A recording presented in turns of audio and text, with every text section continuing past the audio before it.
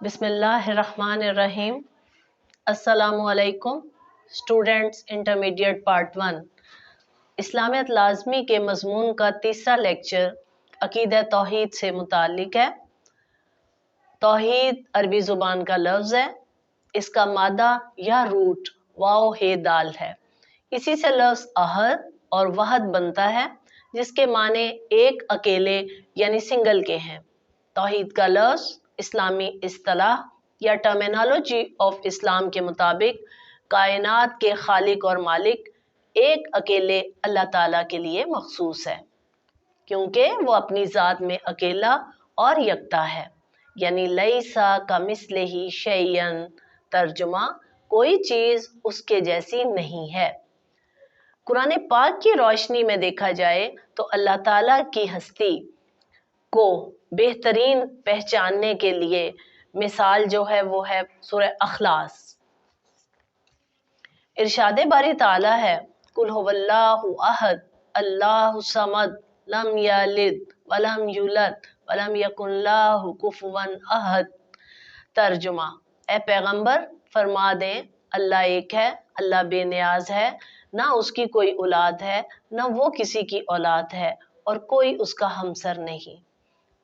इसी तरह जब हम अहादीस नबवी सल्लल्लाहु अलैहि वसल्लम की रोशनी में अकीदा तौहीद को समझते हैं तो मालूम होता है कि आदम अलैहिस्सलाम से लेकर आखिरी रसूल मोहम्मद सल्लल्लाहु अलैहि वसल्लम तक जितने भी 1,24,000 पैगंबर इस दुनिया में इंसानों की इस्लाह के लिए आए हैं, उन्होंने तौहीद का ही दर्स दिया और बताया कि कायनात का खालिक और मालिक एक अल्लाह ही है, इसलिए उसी की इबादत करनी चाहिए।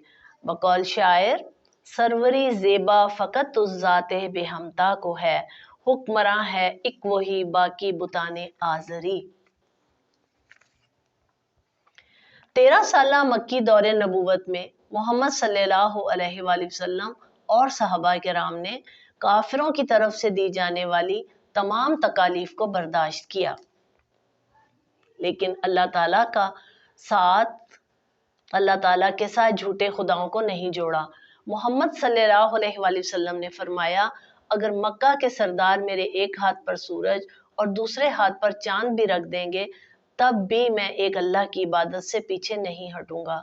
कुरान और हदीस की तालीमात की रोशनी में तौहीद की 3 इकसाम बताई गई हैं।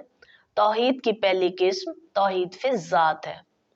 अरबी ज़ुबान में लफ्ज़ अल्लाह कायनात के हकीकी मालिक के ज़ाती नाम के तौर पर इस्तेमाल होता है। अल्लाह लफ्ज़ के 2 हिस्से हैं, अलिफ लाम और इलाह। इलाह का लफ्ज़ किसी भी तरह की पूजा की जाने वाली चीज़ के लिए यानी माबूद के लिए आता है। इसके शुरू में अलिफ लाम इस आम इस्म को इस्म खास बना देता है, यानी अल्लाह खास माबूद जिसका कोई सानी नहीं, उसकी ज़ात हर ऐब और नक्स से पाक है। कुरान पाक की सूरतुल अंबिया में इरशादे बारी ताला है, लाओ काना फी हेमा आलिहतन इल्लल्लाह ला फसदता।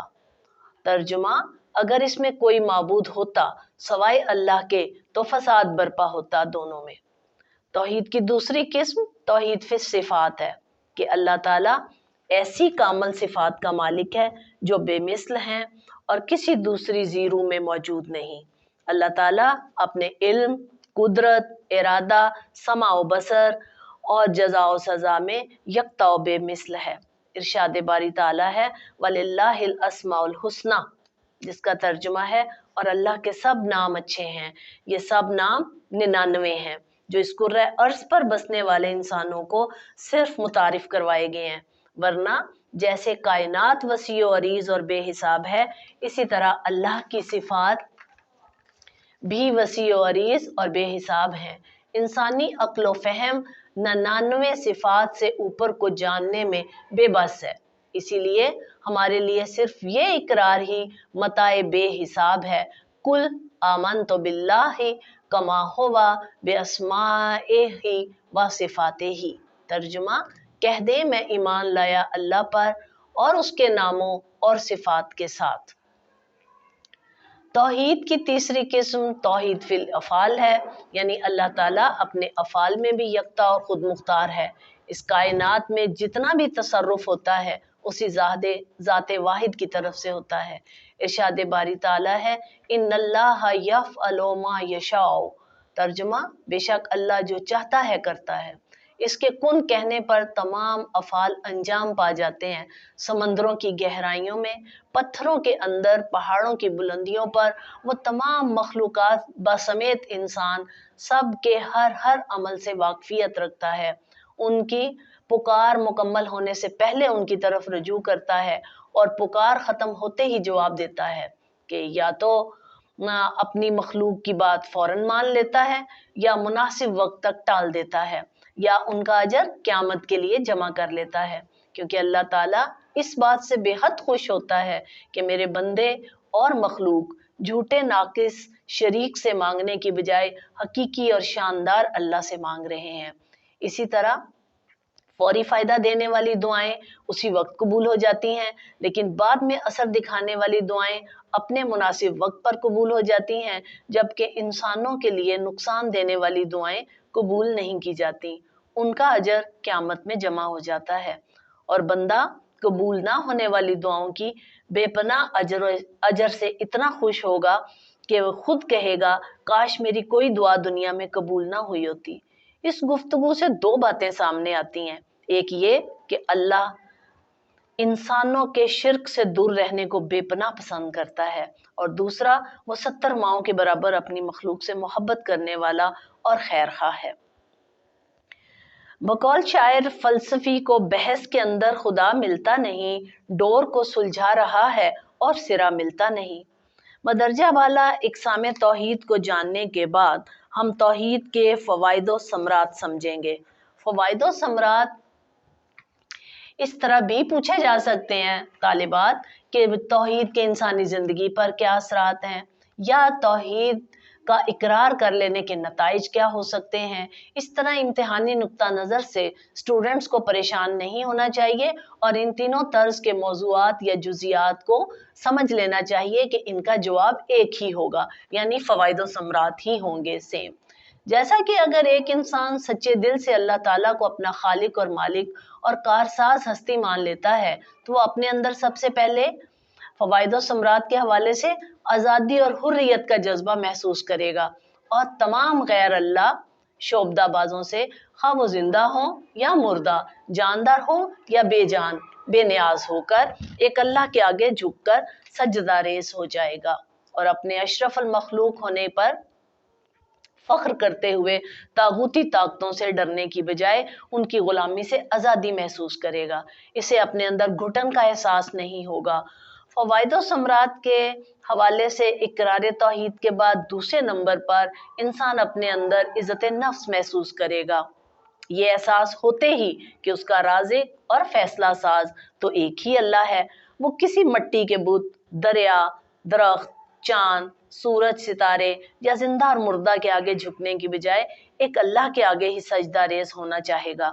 بقول شاعر وہ ایک سجدہ جسے تو گراں سمجھتا ہے، ہزار سجدوں سے آدمی کو دیتا ہے نجات۔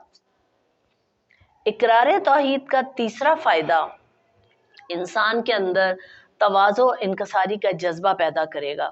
اللہ کو ایک ماننے والا کبھی مغرور اور متکبر نہیں ہو سکتا۔ وہ یہ جانتا ہے کہ غرور اور تکبر صرف اللہ جیسی بلند و برتر ہستی کو ہی زیب دیتا ہے، جس کے قبضہ قدرت میں چھوٹے سے چھوٹا اور بڑے سے بڑا کام ہے۔ حدیث قدسی میں اللہ تعالیٰ فرماتے ہیں، کبریائی میری چادر ہے، جو مجھ سے اسے چھینے گا وہ میرے غضب کا سزاوار ہوگا۔ توحید کا دائی وسعت نظر کا حامل ہوتا ہے، وہ تنگ نظر اور تنگ دل ہو ہی نہیں سکتا۔ مومن کو یقین ہوتا ہے کہ محنت، کوشش، صلاحیت اور ہنر مندی کے باوجود میرا سب کچھ اللہ کا دیا ہوا ہے اور اس کا احسان ہے، کیونکہ اللہ فرماتا ہے اے بندے، اگر میں نے تجھے صاحب عزت، دولت اور شہرت بنایا ہے تو تیرا انتخاب اور عنایات میرا فیصلہ ہے، ورنہ تجھے میں محتاجوں اور محرومین میں اور انہیں تیری جگہ رکھ سکتا تھا، کیونکہ وہ تو صاحب اختیار ہے۔ اسی طرح مومن بلا تفریق، رنگ و نسل، ذات پات اور مذہب کے صرف انسانیت کے جذبے کو فروغ دیتا ہے، رواداری اور مساوات کو اپناتا ہے اور جانتا ہے کہ تمام انسان آدم علیہ السلام کی اولاد ہیں اور برابر ہیں۔ عقیدہ توحید پر ایمان لانے والے مزید جو فوائد و ثمرات سمیٹتے ہیں ان میں ایک ہے پرہیزگار اور متقی بن جانا۔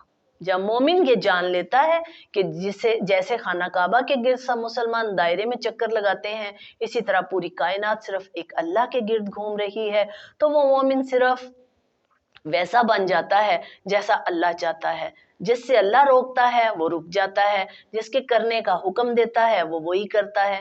تقوی اور پرہیزگاری اسی کا نام ہے۔ نبی صلی اللہ علیہ وآلہ وسلم نے فرمایا، ان التوحید راس الطاعات، ترجمہ توحید تمام نیکیوں کی جڑ ہے۔ عقیدہ توحید کے فوائد و ثمرات میں سے یہ بھی ہے کہ انسان قناعت اور بے نیازی کا نمونہ بن جاتا ہے۔ بندہ جب یہ جان جاتا ہے کہ اللہ 70 ماؤں سے زیادہ شفیق ہے، تو دنیا کی ہوس اور حرص میں ڈوب کر حرام ذرائع سے کمانا، دولت جمع کرنا، مخلوق سے نعمتوں کو روک لینا یا ان سے نعمتوں کو چھین کے خود اپنے پاس رکھنا مومن کی شان نہیں رہ جاتی۔ وہ جائز ذرائع سے ملنے والے رزق کو اپنے لیے کافی اور خیر کا سامان سمجھتا ہے۔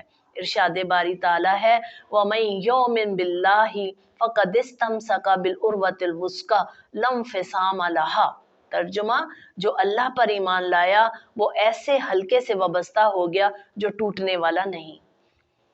عقیدہ توحید کے تحت طالبات مدرجہ بالا تمام صورتوں کو جاننے کے بعد حاصل بحث یہ ہے کہ عقیدہ توحید پر پختہ ایمان لانا مومن کی معراج ہے۔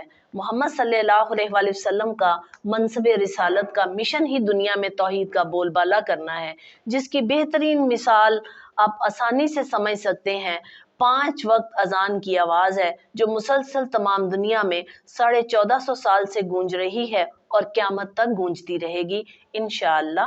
اللہ حافظ، شکریہ۔